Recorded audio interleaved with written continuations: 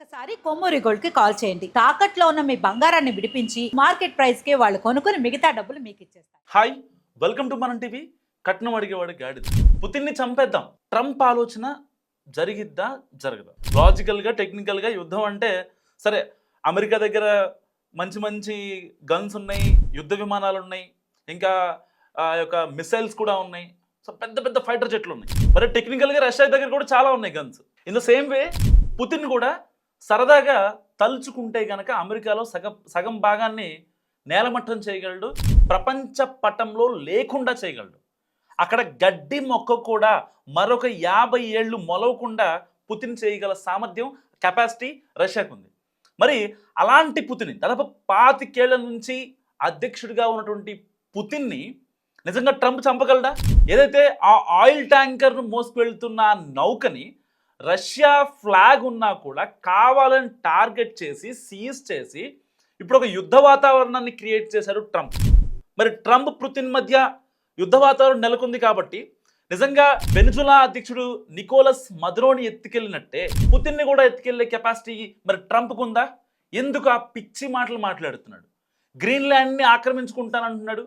మరి ఈ పుతిన్ని కూడా ఆక్రమించుకోవడం, లేదంటే అర్ధరాత్రి అరెస్ట్ చేయడం, ఇవన్నీ అంటే టెక్నికల్గా సాధ్యమయ్యే పనులేనా? సో పుతిన్ అంతర్జాతీయ పర్యటన సమయంలో భద్రత చాలా పటిష్టంగా ఉంటుంది.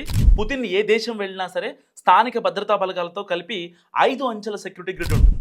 సో వాటిలో స్నైపర్ టీమ్స్ అండ్ ఏఐ ఆధారిత సర్వేలెన్స్ కూడా ఉంటుంది. సో విదేశీ ప్రయాణం చేసినప్పుడు ఫ్లయింగ్ క్రెమ్లిన్ అనే ప్రత్యేక విమానం ద్వారా ఆయన విదేశాలకు వెళుతూ ఉంటారు. అందులోనూ బాడీ గార్డులు, ఎలైట్ సెక్యూరిటీ అధికారులు అండ్ ఎన్ఎస్జీ కమాండోలు, టెక్నాలజీ, ఏఐ ఆధారిత సర్వేలెన్స్, సో స్నీపర్ టీమ్స్ ఇవన్నీ కూడా ఉంటాయి ఆయనకి. సో ఎవ్వరు కూడా no one can touch him అనమాట, ఒక రకంగా లిటరల్ మనం మాడుకోవాలంటే. సో అతని పర్యటన షెడ్యూల్ వివరాలన్నీ కూడా హైలీ కాన్ఫిడెన్షియల్.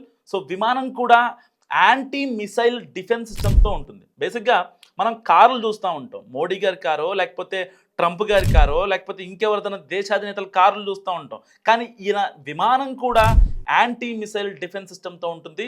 సో ఒకవేళ ఏదైనా క్షిపణి వచ్చి ఆన్ ఎయిర్లో ఆ యొక్క విమానాన్ని ఢీ కొట్టడం కావచ్చు, లేకపోతే ఏదైనా చేయాలనుకున్నా సరే వెంటనే దీంట్లో ఉన్న మిసైల్స్ వెళ్ళి దానికన్నా వేగంగా వెళ్ళి వాటన్నిటిని కూల్చేస్తాయి. సో దాంతో శత్రు క్షిపణులను గుర్తించి తప్పించుకునే టెక్నాలజీ కూడా ఆ విమానానికి ఉంది. అండ్ రాడార్ జామింగ్ టెక్నాలజీ ద్వారా శత్రువుల రాడార్లు తప్పుదో పట్టించే సాంకేతికత కూడా ఈ విమానానికి ఉంది. అందులో ఉన్న కమ్యూనికేషన్ సిస్టంతో యుద్ధ పరిస్థితుల్లో కూడా రష్యా సైన్యం ప్రభుత్వంతో నిరంతర సంబంధాలు కలిగి ఉండేలా చర్యలున్నాయి. సో విమానం ద్వారానే ఎయిర్ బోర్న్ కమాండ్ సెంటర్ ఏర్పాటు చేసి అణుయుద్ధం జరిగిన అధ్యక్షుడు ఆకాశంలో నుంచే ఆదేశాలు ఇవ్వగల సాంకేతికత ఆ విమానానికి ఉంది. సో అంత టెక్నాలజీ నిజంగా ఏ దేశాధ్యక్షుడికి కూడా లేదు. కానీ ట్రంప్ పిచ్చికోతలకు వస్తూ ఉంటాడు. పుతిన్ నేను ఏరి పడేస్తా, కరివేపాల తీసి పడేస్తా అని ఈ పిచ్చి పిచ్చి మాటలు మొత్తం ప్రపంచ దేశాలకి అంటే గాంభీర్యం, మేకపోతు గాంభీర్యం ప్రదర్శించుకోవడానికే తప్ప నిజంగా టెక్నికల్గా లాజికల్గా పుతిన్ని ఏదైనా చేయగలడు అంటే ఏం చేయలేడు. సో పుతిన్ భద్రతా వ్యవస్థలో అతని వ్యక్తిగత ఆరోగ్య రహస్యాలు ఎక్కడా లీక్ కాకుండా ఉండే విధంగా జాగ్రత్త పడతారు. సో విదేశీ ప్రయాణాల్లో ప్రత్యేక ప్రోటోకాల్స్ కూడా ఉంటాయి. విచిత్రం ఏంటంటే విదేశీ పర్యటనలో అతని బాడీ గార్డుల వద్ద ఒక పూప్ సూట్ కేసు ఉంటుంది. ఈ సూట్ కేసు కూడా పుతిన్ విదేశీ పర్యటనలో ఉపయోగించే ఒక విచిత్రమైన భద్రతా ప్రోటోకాల్. సో అతని బాడీ గార్డులు అతని శరీర వ్యర్థాలను అంటే షిట్ని, ఆ మలాన్ని సేకరించి వాటిని ప్రత్యేక సూట్ కేసులో రష్యాకి తీసుకెళ్తారు.